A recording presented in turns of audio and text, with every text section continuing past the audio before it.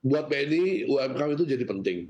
Saya sudah bilang bahwa engine pertumbuhan masa depan BNI salah satu adalah memang di UMKM. Jadi kita memang sekarang masih mendua antara koperasi dan UMKM, tapi masa depan ini saya yakin adalah di UMKM. Kami memang sudah berencana mentransform bank yang kami akuisisi atau kita kenal dengan Bank Mayora di tahun 2022. Kita akan berubah menjadi bank digital yang fokus dalam UMKM. Bank Mayora ini telah menunjuk manajemen baru yang merupakan kombinasi dari profesional dan ahli dengan latar belakang perbankan, startup bisnis, hingga financial teknologi. Jadi secara struktur manajemen ini sudah cukup kuat dan mereka punya background juga bisnis di UMKM. Adapun di BNI sendiri, kita juga mendorong pertumbuhan kredit UMKM sangat baik, dikontribusi di kredit usaha rakyat atau KUR. Segmen KUR kita tumbuh 19,8% menjadi 52,7 triliun. Sebagai bank pemerintah juga BNI memiliki program untuk pengembangan bisnis UMKM yang kita bantu di dalam mendukung UMKM untuk naik kelas dan menembus pasar ekspor yang kita kenal dengan Ekspora.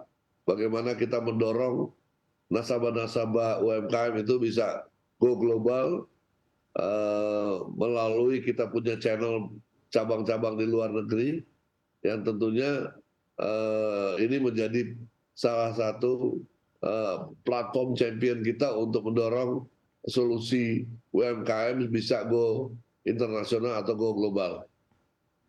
Oke, baik. Artinya support dari BNI sendiri ini tidak hanya untuk seperti apa UMKM bisa berkembang di dalam negeri, tetapi juga bisa go internasional ya Pak Royke. Nah kemudian kalau tadi Anda sempat sedikit menyinggung begitu untuk pertumbuhan kredit di sektor UMKM, tapi sebagai gambaran Pak, kalau untuk secara keseluruhan sendiri untuk prospek pertumbuhan kredit di industri perbankan dan juga outstanding kredit BNI di tahun 2023 seperti apa?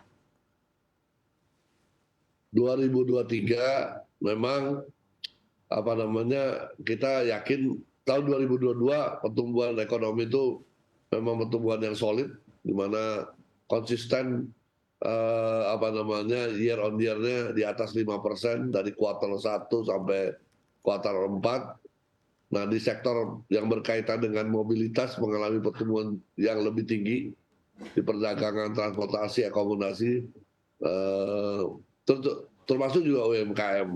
Nah, untuk 2023 kami melihat tema ekonominya adalah domestic driven economy, lebih ke downstreaming dan structural reform antara lain digitalisasi dan kesehatan. Kami memperkirakan juga pertumbuhan ekonomi masih akan di atas solid 5%, ya, dalam kondisi volatilitas global yang cukup tinggi. Saya yakin ekonomi kita akan tetap baik dengan supply chain juga masih terjaga dengan baik, sehingga kita yakin bahwa pertumbuhan kredit kita bisa double digit di tahun 2023. At least 10% itu masih kita bisa dapat untuk tahun 2023.